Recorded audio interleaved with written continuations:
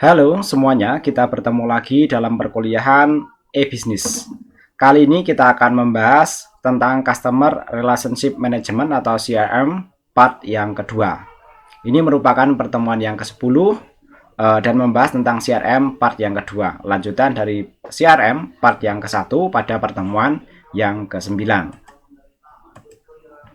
Oke, kita mulai dari deskripsi dan tujuan materi. Nah, ini untuk deskripsi dan tujuan materi sama dengan part yang pertama. Untuk deskripsi yaitu membahas tentang konsep CRM, tujuan dan peranannya serta penerapannya. Adapun untuk tujuan pembelajarannya, yaitu diharapkan nantinya mahasiswa memiliki pengetahuan tentang konsep Customer Relationship Management atau CRM dan mampu menerapkannya dalam konsep e-business ya, sesuai dengan mata kuliah kita. Selanjutnya kita pelajari mengenai dari tujuan Customer Relationship Management atau CRM. Tujuan yang pertama yaitu meningkatkan hubungan antara perusahaan dengan pelanggan yang sudah ada untuk meningkatkan pendapatan perusahaan. Menyediakan informasi yang lengkap mengenai pelanggan untuk memaksimalkan jalinan hubungan pelanggan dengan perusahaan melalui penjualan secara upselling dan cross-selling. Dengan demikian, pada saat yang bersamaan dapat meningkatkan keuntungan dengan cara mengidentifikasi, menarik, serta mempertahankan pelanggan yang paling memberikan nilai tambah bagi perusahaan.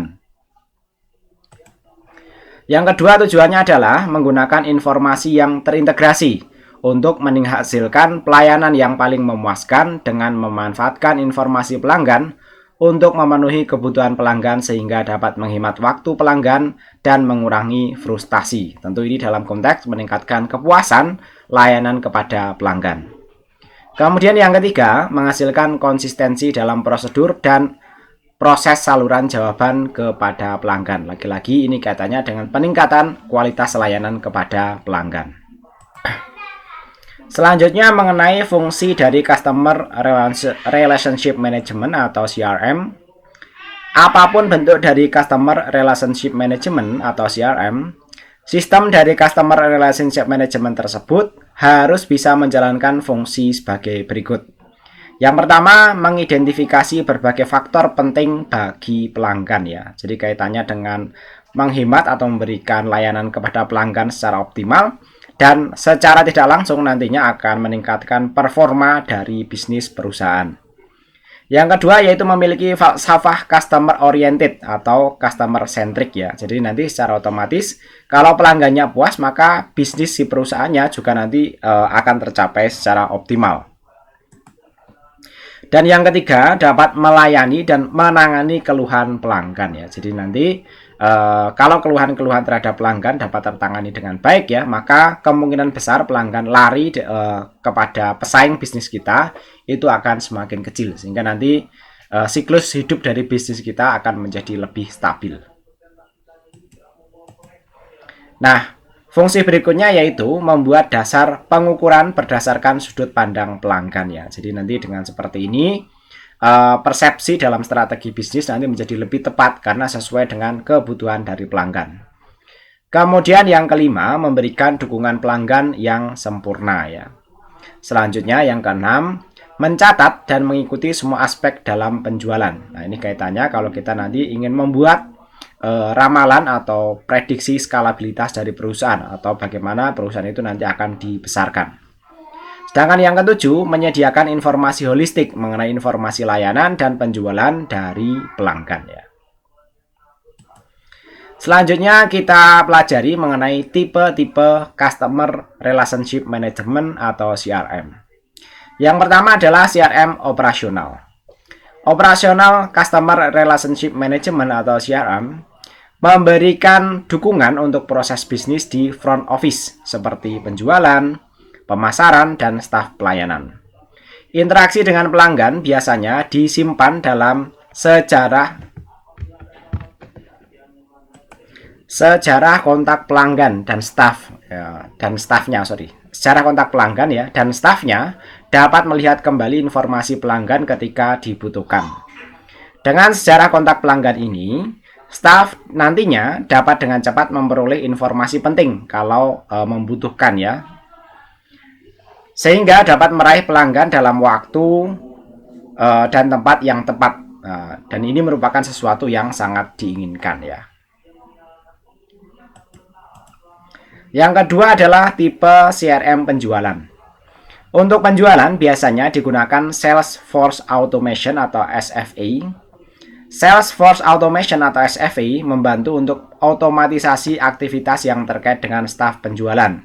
Seperti untuk penjadwalan, menghubungi pelanggan, pengiriman surat kertas ataupun elektronik ke pelanggan, menelusuri respon pelanggan, membuat laporan, menilai tingkat penjualan, proses order penjualan otomatis, dan hal-hal terkait yang lainnya ya. Nah, selanjutnya yaitu tipe CRM analitik ya. Analytic Customer Relationship Management atau ACRM menganalisis data pelanggan untuk berbagai tujuan seperti merancang dan menjalankan kampanye target pemasaran, termasuk melakukan proses cross-selling, upselling, sistem informasi manajemen untuk forecasting keuangan, dan analisis profitabilitas pelanggan ya. Jadi nanti perlu ya untuk analitik ini kaitannya nanti dengan komputasi tingkat lanjut ya. Kalau kita nanti ingin mengoptimalkan CRM ini dengan lebih baik ya. Nah, nanti untuk kajian-kajian mengenai forecasting ya atau analisis profitabilitas pelanggan itu nanti dikaji dalam data mining ya. Nah, nanti teman-teman akan mengikuti mata kuliah tersebut ya. Selanjutnya yang keempat adalah tipe intelligence penjualan.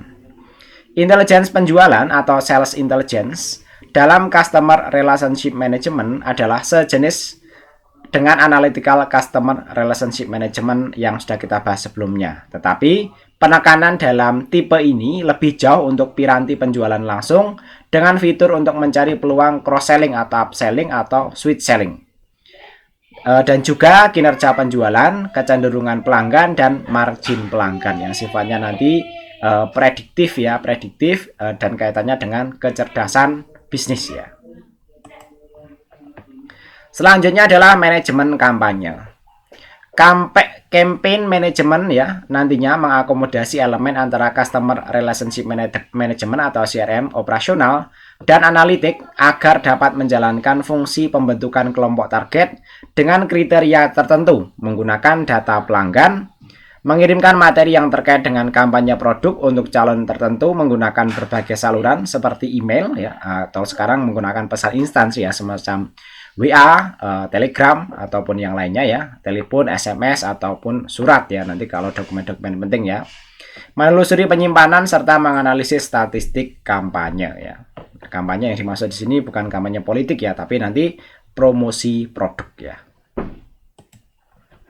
Selanjutnya yang terakhir tipenya adalah CRM kolaboratif. Kolaboratif Customer Relationship Management mencakup aspek-aspek yang ditangani korporasi yang terkait dengan pelanggan pada berbagai departemen seperti pada bagian penjualan, dukungan teknis, dan pemasaran. Staf dari berbagai departemen pada korporasi yang sama dapat saling bertukar dan berbagi informasi yang dikumpulkan ketika berinteraksi dengan pelanggan. Customer Relationship Management atau CRM jenis ini bertujuan untuk menggunakan informasi yang dikumpulkan secara bersama di semua departemen untuk meningkatkan kualitas pelayanan yang diberikan ya. Oke, setelah kita membahas tentang tipe-tipe dari CRM, berikutnya kita bahas mengenai implementasi software atau aplikasi Customer Relationship Management ya. Terdapat 3 aspek penting yang perlu dibenahi perusahaan dalam proses implementasi Customer Relationship Management. Ingat, dalam sebuah CRM itu tidak hanya cara kerja saja, tidak hanya software saja, tapi semua hal terkait di sini termasuk orang atau brainware-nya ya. Nah, aspek yang pertama yaitu orang atau brainware-nya. Dalam aspek orang biasanya meliputi internalisasi cara berpikir orang tentang bagaimana melayani konsumen. Sehingga memerlukan orang-orang yang profesional dan dapat mengerti dari visi implementasi Customer Relationship Management atau CRM dengan jelas terlebih dahulu dan dipahami secara benar oleh semua karyawan dalam perusahaan. Selanjutnya adalah aspek kesiapan dari sisi pengetahuan dan keterampilan. Perusahaan juga perlu mengadakan pelatihan-pelatihan dan proses belajar yang membuat karyawan lebih siap dalam proses implementasi Customer Relationship Management atau CRM ya. Nah, aspek yang berikutnya yaitu nomor 2 adalah aspek proses dan prosedur. Dari sisi proses dan prosedur, perusahaan harus mendefinisikan secara lebih jelas ya mengenai target market yang akan dibidik dan prosedur perusahaan secara lebih rinci dalam melayani konsumen. Hal ini perlu ya dan penting ya agar karyawan yang berhubungan langsung dengan konsumen memiliki aturan yang jelas tentang bagaimana melayani pelanggan mereka. Selain itu, satu hal yang terpenting juga adalah bagaimana perusahaan menghubungkan antara kepuasan pelanggan dan kinerja karyawan dan nanti pada akhirnya kinerja perusahaan secara keseluruhan. Artinya, tidak hanya menjadi slogan dan jargon saja dalam sebuah perusahaan, tetapi proses layanan pelanggan menjadi sistem yang harus dijalankan oleh seluruh karyawan yang ada ya, karena sistem itu nanti kan kumpulan kerja dari masing-masing unit yang nanti bekerja sama untuk membentuk suatu fungsi atau mencapai tujuan tertentu ya. Selanjutnya aspek yang ketiga yaitu sistem dan teknologi. Ini merupakan strategi pemilihan dan pengembangan teknologi Customer Relationship Management atau CRM. Perusahaan perlu membuat cetak biru tentang teknologi Customer Relationship Management seperti apa yang akan digunakan, bagaimana proses implementasinya, melakukan training dan penerapannya yang berhubungan dengan sistem yang sudah ada saat ini ya, atau yang sudah berjalan saat itu ya. Selanjutnya implementasi software atau aplikasi Customer Relationship Management ini. Pada aspek implementasi ini, sebelum mengimplementasikan ke seluruh perusahaan, perlu dilakukan proyek percontohan implementasi yang dievaluasi secara intensif dan menyeluruh. Proyek percontohan ini sangat penting agar menjaga proses implementasi keseluruhan dapat berjalan dengan sukses. Implementasi Customer Relationship Management ini setidaknya juga harus memiliki elemen-elemen seperti yang akan kita bahas berikut ini ya. Elemen yang pertama adalah otomatisasi pemasaran. Pemasaran dapat dilakukan secara otomatisasi tanpa perlu bertransaksi langsung antara customer dan produsen. Saya kira untuk ini sekarang sudah banyak diimplementasikan dengan adanya marketplace ya, yang di sana terdapat berbagai fasilitas ya, di mana pelanggan dapat melihat katalognya secara mandiri, kemudian dapat melakukan pemesanan juga secara mandiri. Atau cara pembayaran yang tidak perlu langsung membawa uang cash ya. Saya kira untuk saat ini kita sudah familiar dengan proses-proses seperti itu ya, dengan adanya marketplace yang saya kira masyarakat banyak juga sudah familiar ya. Elemen yang kedua adalah pusat pelayanan atau call center.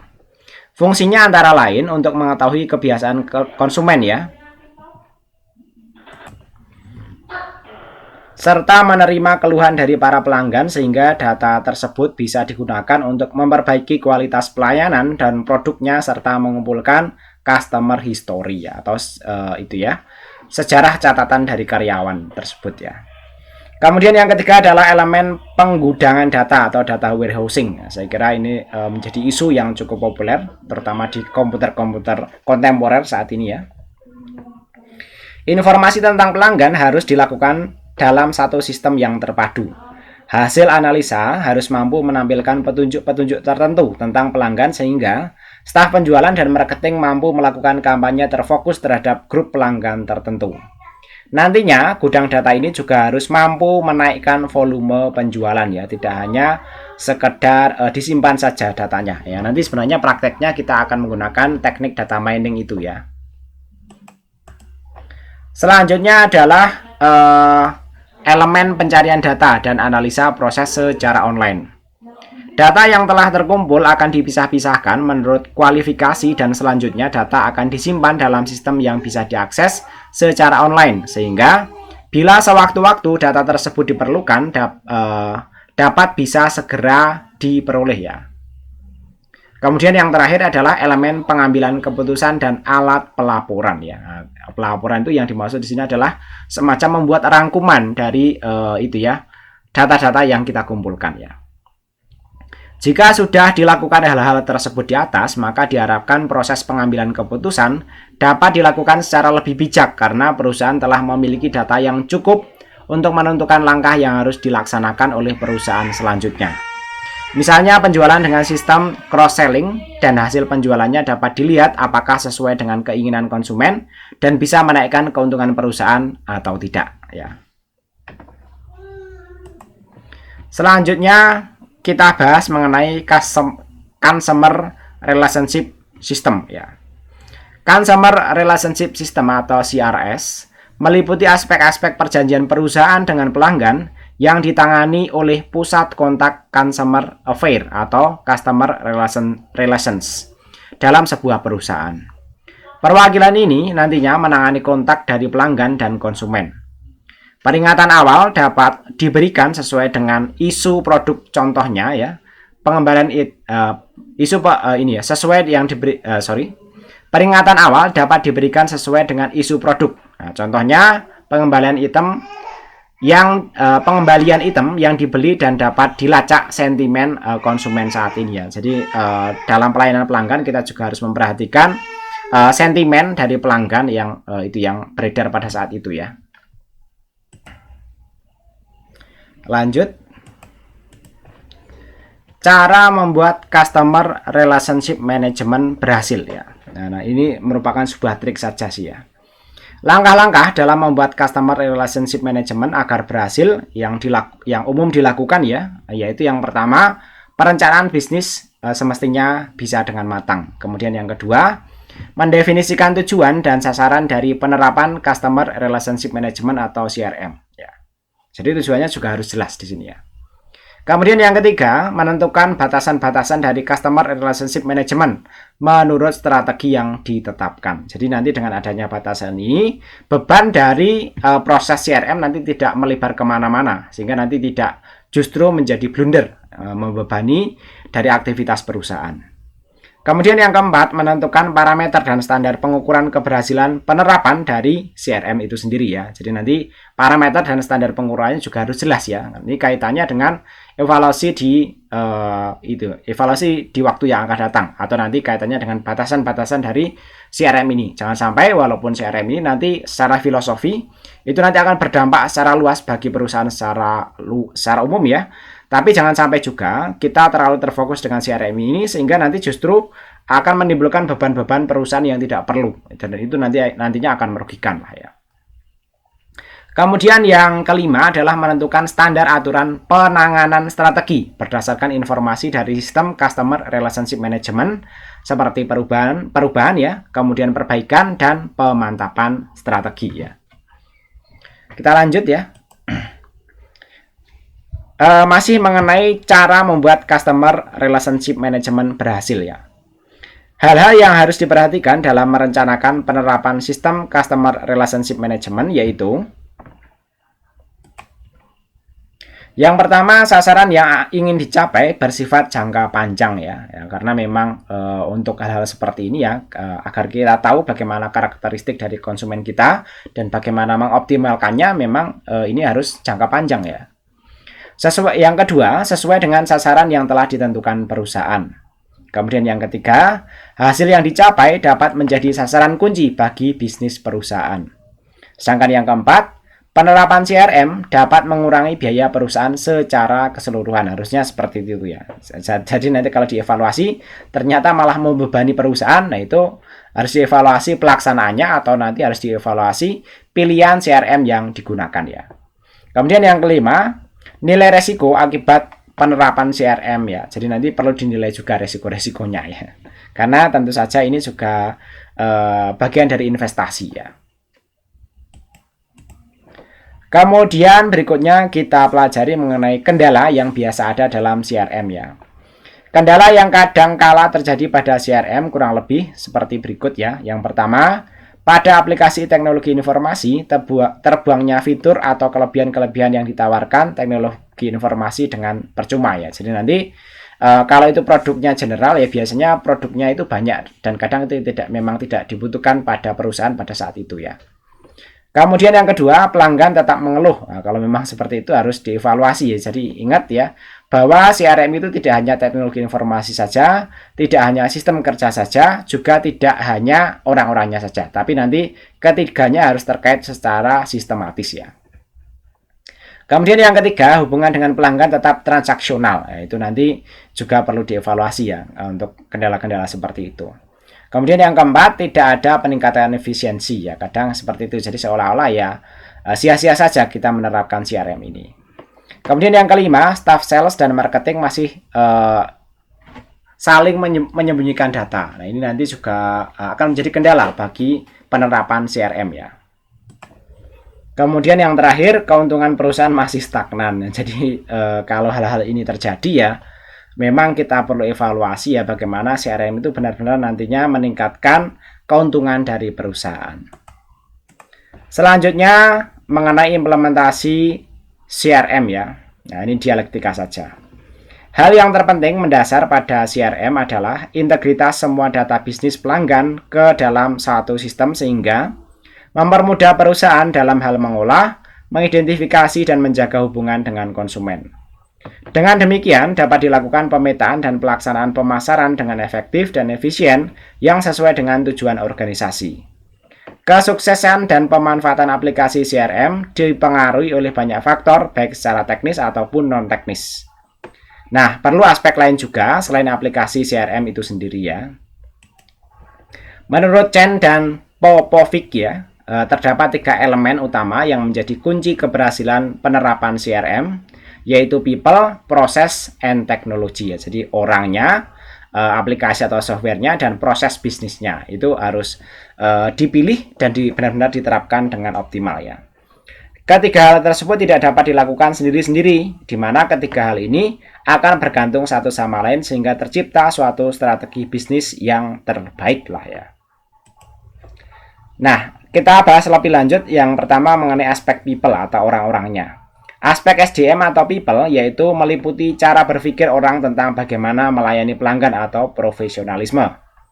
Semua orang yang berhubungan dengan pelanggan baik di level tertinggi suatu perusahaan sampai dengan level yang berhubungan dengan pelanggan secara langsung ya, harus memiliki pikiran yang sama, yaitu bagaimana melayani pelanggan dengan sebaik-baiknya. Jadi nanti juga harus ada kesamaan persepsi ya antara semua aspek yang bekerja sama dalam sebuah CRM ya. Oke, kita lanjut ya. Yang kedua adalah proses ya. Aspek proses yaitu proses berlangsungnya kegiatan di suatu perusahaan yang diatur melalui sistem dan didefinisikan secara jelas melalui prosedur terstandarisasi sebagai acuan karyawan dalam melayani pelanggan atau proses dan prosedurnya ya, atau SOP lah, kita biasanya kenalnya seperti itu. Perusahaan harus kembali menata ulang proses bisnis yang telah ada agar sesuai dengan inisiatif Customer Relationship Management. Mendefinisikan secara jelas konsumen yang akan dibidik merupakan hal yang penting agar karyawan yang berinteraksi langsung dengan pelanggan memiliki acuan yang jelas dan terstandarisasi bagaimana melayani pelanggan mereka ya. Oke, kita lanjut ya, yaitu yang terakhir ya, aspek teknologi. Nah, ini strategi pengembangan teknologi Customer Relationship Management dan proses implementasi ya. Perusahaan harus memilih teknologi yang baik dan tepat mendukung aspek bisnis, aspek proses ya. Hal ini terkait dengan strategi pemilihan dan pengembangan teknologi CRM. Perlu dilakukan langkah-langkah implementasi yang berbentuk pilot project atau proyek-proyek rintisan ya, agar kelak nanti bisa diimplementasikan secara menyeluruh dan dapat berjalan dengan sukses seperti yang diharapkan ya. Aplikasi teknologi Customer Relationship Management atau CRM menghubungkan front office ya, yaitu sales, marketing dan customer service serta back office seperti financial, operasional, logistik dan sumber daya manusia dengan touch point pelanggan perusahaan. Ini menurut Fickel tahun 1999. Touchpoint perusahaan termasuk di dalamnya adalah internet, email, penjualan, kemudian telemarketing ya, kemudian call center, iklan, fax, pager ya, kalau sekarang ya, stores dan kiosk ya, kalau sekarang ya itu ya marketplace lah ya. Seringkali touchpoint perusahaan dikontrol oleh sistem informasi terpisah dari sistem informasi yang utama. Customer Relationship Management berfungsi untuk mengintegrasikan touchpoint ke dalam sistem yang telah ada, menurut Eckerson dan Watson ya. Hubungan antara touchpoint dengan front dan back office ya digambarkan dalam gambar seperti berikut ya. Jadi nanti gambarannya kurang lebih seperti ini ya. Pelanggan global ya, kemudian nanti di sini ada touchpoint ya. Di dalamnya ada electronic touchpoint ya seperti website ya, email, customer call center ya, kemudian ada traditional touchpoint ya seperti departemen pelayanan, retail storefront ya. Kemudian terhubung juga dengan front office ya, seperti manajemen marketing, manajemen pemasaran ya, manajemen penjualan, perencanaan penjualan, harga, pelayanan pasca penjualan ya. Nah, dan nanti ini juga terhubung dengan teknologi CRM ya. Nanti di sini ya, terhubung juga dengan Enterprise Resource Management ya, atau penyimpanan data juga ya. Dan nanti terkait juga dengan back office ya, dengan gambaran nanti saling terkait seperti ini ya. Nanti di sana ada penerimaan, analisis keuangan, kemudian ada perencanaan produksi, manajemen inventory ya, kemudian pengiriman, pembayaran, perencanaan personal juga ya. Oke, kita masuk di bagian akhir yaitu kesimpulan ya. Jadi kesimpulan dari materi ini adalah bahwa Customer Relationship Management memiliki tujuan utama dalam meningkatkan hubungan dengan pelanggan yang sudah ada, kemudian memaksimalkan kepuasan pelanggan, dan meningkatkan efisiensi proses bisnis perusahaan. Terdapat berbagai tipe dan fungsi CRM yang dapat diimplementasikan, mulai dari operasional hingga analitik, serta kolaboratif juga. Implementasi CRM membutuhkan integrasi dari aspek orang, proses, dan teknologi. Kendala-kendala yang timbul perlu diperhatikan dan langkah-langkah yang tepat juga perlu diambil untuk memastikan keberhasilan implementasi. Baik, demikian untuk materi perkuliahan kali ini, mudah-mudahan dipahami dan bermanfaat. Jika teman-teman ada pertanyaan, silakan disampaikan melalui kolom komentar dan nanti kita bisa berdiskusi di situ. Sampai ketemu lagi pada video pembelajaran berikutnya. Terima kasih.